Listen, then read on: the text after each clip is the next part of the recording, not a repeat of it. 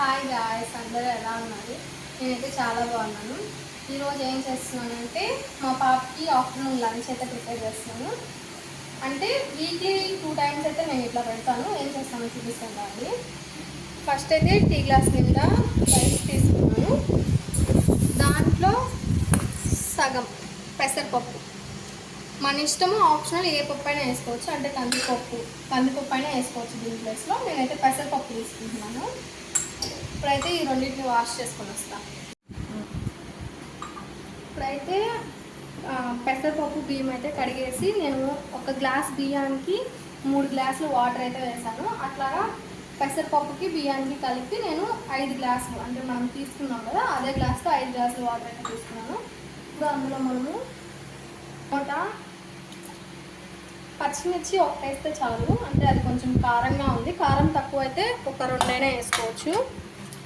ఇప్పుడు ఇందులోనే ఆకుకూర కూడా వేస్తున్నాను అనమాట. పాలకూర. ఇది ఆకుకూరలు కూడా మన దగ్గర ఉన్నవన్నీ కూడా 2-3 రకాలైన వేసుకోవచ్చు. ప్రస్తుతానికైతే మా దగ్గర పాలకూర ఉంది, కాడలతోటే వేసేస్తున్నాను. ఇప్పుడు అందులోనే కొంచెం చిటికెడు పసుపు,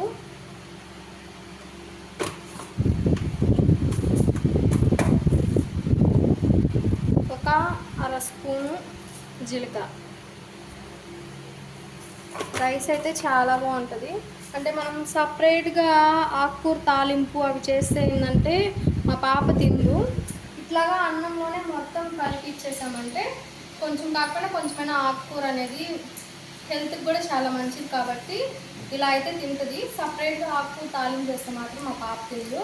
అట్లాగే నేను ప్రతిసారి ఇట్లాగైతే చేయను. కొన్నిసార్లు ఆకుకూర, క్యారెట్, బీట్రూట్ కూడా అట్లానే మొత్తం మిక్స్ చేసి అయితే ఇట్లాగా కుక్కర్లో పెట్టేసి ఒక 4 విజిల్స్ రానిచ్చేసి ఎన్నిచ్చేసి ఒక స్పూన్ నెయ్యి అట్లా వేసి తిరగమాత పెట్టేసి కొంచెం పెడతాను. కొంచెం పర్లేదు, ఇష్టంగానే తింటుంది. వీక్కి ఒక 2 టైమ్స్ అట్లా అయితే చేస్తాం మా పాప. మంట కూడా అనేది ఎక్కువ పెట్టకూడదు, సిమ్లోనే పెట్టుకోవాలి. సిమ్లోనే ఉంచుకొని 4 విజిల్స్ అయితే రానివ్వాలి. ఎందుకంటే ఇది కుక్కర్ చిన్నది, అందుకని పెద్దగా మంట అవసరం లేదు. సిమ్లో పెట్టుకొని ఉడికించుకోవాలి.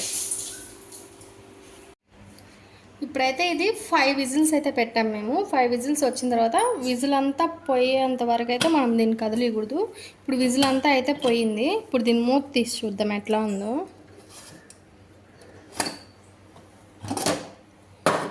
చూడండి, ఈ విధంగా అయితే మెత్తగా అయితే కుక్ అయిపోయింది కదా. ఇప్పుడు దీన్ని కొంచెం గెంటి తీసుకొని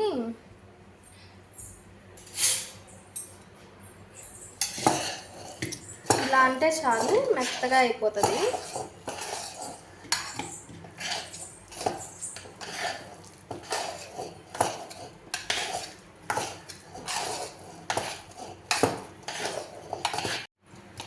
ఈ విధంగా అయితే మెత్తగా మనం గెంటితో ఇట్లా అంటే చాలు, అదే మెత్తగా అయితే అయిపోతుంది. చూసారు కదా, ఈ విధంగా ఉండాలి. ఇప్పుడు దీనికి మనం తిరగమాత పెట్టుకుందాము. మనం అయినా తినొచ్చు అన్నము, చాలా బాగుంటుంది. ఇలా అయినా కూడా పెట్టేసేయచ్చు, కాకపోతే ఒక స్పూన్ నెయ్యి అనేది వేస్తే బాగుంటుంది. ఇంకా ఇప్పుడైతే ఒక స్పూన్ నెయ్యి అయితే వేస్తున్నా.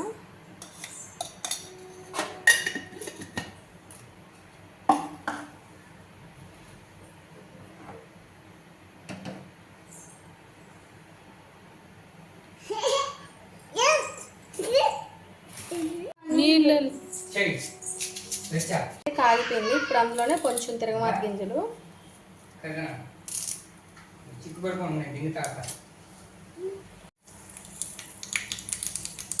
తిరగమాత గింజలు అయిపోయిన తర్వాత కర్రేపాకు ఒక రెమ్మ అయితే వేసేసాను.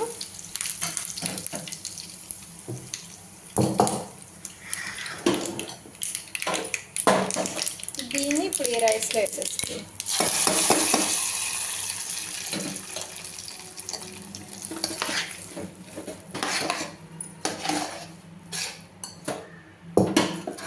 బాగా కలిపేస్తా.